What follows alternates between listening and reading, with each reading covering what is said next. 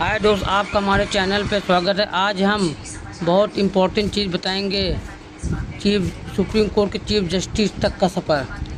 कौन है जो शख्स जिसने तय किया चपरासी से सुप्रीम कोर्ट के चीफ जस्टिस तक का सफ़र? आखिर कौन है सीजीआई? सरोज होमी कबाड़िया, जिन्होंने चपरासी से की करियर की शुरुआत और फिर बने सुप्रीम कोर्ट के जज। आइए बताते हैं कैसे कैसे का एस कबाड़िया की कहानी। आप सुनिए पूरी कहानी। व्यक्ति कितना भी गरीब हो, लेकिन अगर उसके पास चाह है तो वह अपनी राह खोज ही लेता है। एक ऐसे ही शख्स हैं सरोज होमी कबाड़िया, जिनका जीवन गरीबी में बीता। इन्होंने अपने करियर की शुरुआत एक चपरासी के तौर पर की। नौकरी में आगे बढ़े, क्लर्क बने और उसके बाद कानून की पढ़ाई की और सुप्रीम कोर्ट के जज बने। एस कबाड़िया अपनी कुशाग्र बुद्धि और मेहनत के बल पर सुप्रीम कोर्ट के 16वें चीफ जस्टिस बने। उनके पिता सूरत के एक अनाथालय में पले बड़े थे। पढ़ लिख कर वह रक्षा विभाग में क्लर्क की नौकरी करने लगे। उनकी पत्नी एक गृहिणी थी। उनका परिवार आम पारसियों जैसा नहीं था। परिवार का गुजारा बेहद मुश्किल से हो पाता था। इसके बाद दिन आया 29 सितंबर 1947, जब सरोज होमी कबाड़िया ने जन्म लिया। उन्होंने अपने मुश्किल समय में भी ये ठान लिया था कि उन्हें कानून के पेशे में अपना करियर बनाना है। वो शुरू से ही जज बनने की चाह रखते थे। चपरासी के तौर पर की काम की शुरुआत। उनकी प्रतिभा को एक वकील ने पहचाना था। एस कबाड़िया ने परिवार की मदद के लिए काम शुरू किया तो वह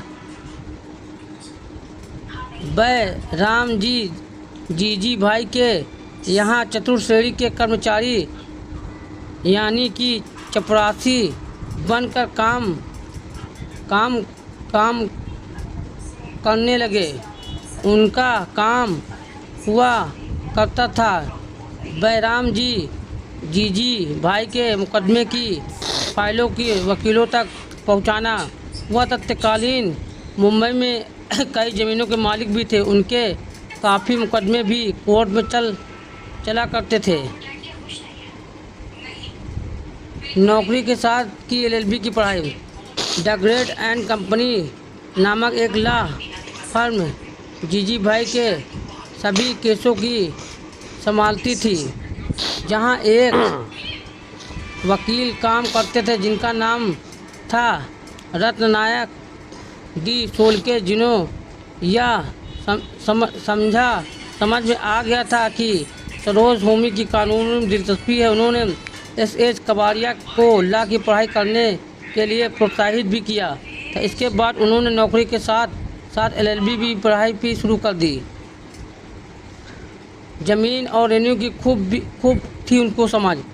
पढ़ाई के दौरान ही लॉ फर्म से सरोज होमी को चपरासी से क्लर्क बना दिया गया। पढ़ाई पूरी हुई और उन्होंने वकालत करने के लिए अपना रजिस्ट्रेशन भी करवा लिया। कबाड़िया उस दौर के सीनियर वकील सरोज दमानिया के अंडर काम करने लगे। वो ज़मीन और रेवेन्यू के केस लड़ने लगे थे, जिन्होंने उनकी समझ और भी ज़्यादा अच्छी हो गई और वे अपने केस खुद तैयार करने और अदालत में जोरदार बहस करते थे।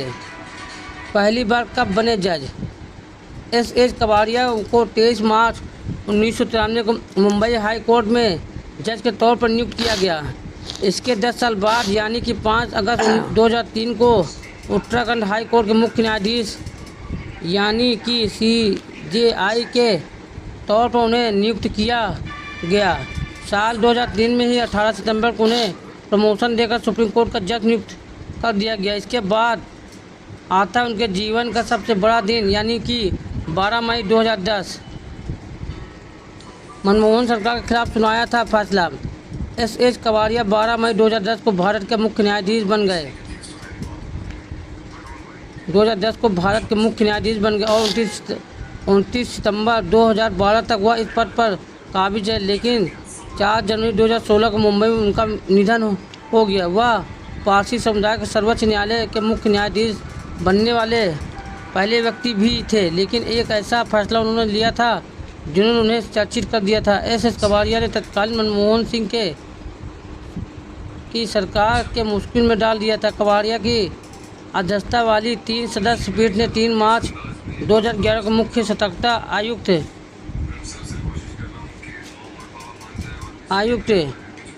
पोलायल जोसेफ थॉमस की नियुक्ति को रद्द कर दिया था। नियुक्ति तत्कालीन प्रधानमंत्री मनमोहन सिंह, गृह मंत्री पी चिदम्बरम और विपक्ष के नेता सुभाष स्वराज वाली उच्च अधिकार प्रतिनिधि समिति द्वारा किया गया था। हालांकि सुषमा स्वराज ने इस नियुक्ति के खिलाफ अपना मत दिया था। 2011 के मुख्य सतर्कता आयुक्त पोलायल जोसेफ थॉमस की नियुक्ति की रद्द कर दिया गया था। सुषमा स्वराज वाली उच्च अधिकार प्राप्त समिति द्वारा लिया गया। हालांकि सुषमा स्वराज ने इस नियुक्ति के खिलाफ अपना मत दिया था। सुप्रीम कोर्ट के फैसले के मनमोहन सिंह की सरकार को काफ़ी शर्मिंदगी का सामना करना पड़ा था। मनमोहन सिंह को गलती करनी पड़ी थी स्वीकार। इस फैसले के प्रधानमंत्री मनमोहन सिंह को अपनी गलती स्वीकार करनी पड़ी थी। इसी के साथ साथ और भी कई अहम फैसले का एस कवाड़िया को ने सुनाए थे। वह छुट्टियां लेने से परहेज करते थे। जब तक बेहद ज़रूरी काम न हो तब छुट्टियां नहीं लेते थे। अपने काम को लेकर दीवानगी इतनी ज़्यादा थी कि सीजीआई पद पर संभालते ही आधे घंटे के अंदर उन्होंने 49 मामलों को निपटारा कर दिया था। उनके काम की आज भी चर्चा होती है।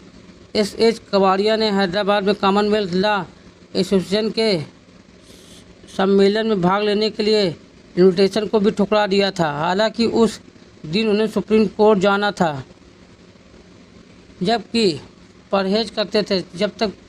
तब बेहद ज़रूरी काम न था, वह छुट्टियां नहीं लेते थे। अपने काम को लेकर उनकी दीवानगी इतनी ज़्यादा थी कि सीजीआई को पद भर संभालते थे।